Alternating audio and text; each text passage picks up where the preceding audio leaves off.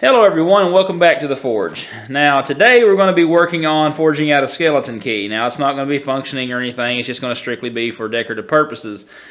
I've never made one of these, so this ought to be a fun learning experience and a blast to make. We're going to be using a 2-inch wide piece of 1/8 inch thick mild steel.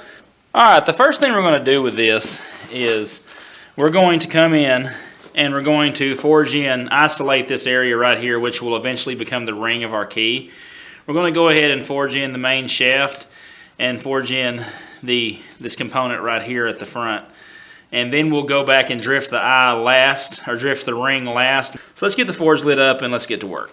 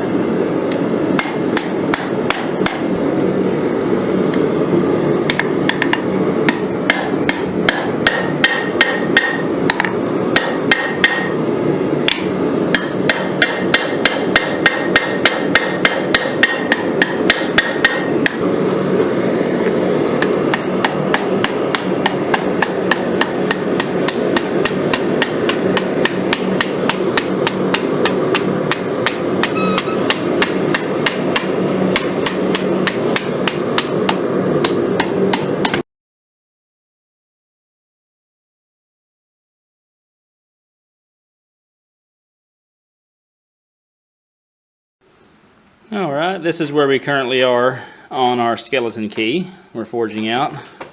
This is pretty much a good rough forged profile. We're going to go over to the grinder next and we're going to clean it up. At this point you can pretty much do whatever you want, whatever design you want. Let's head over to the grinder, get these edges cleaned up, and get ready to start filing away.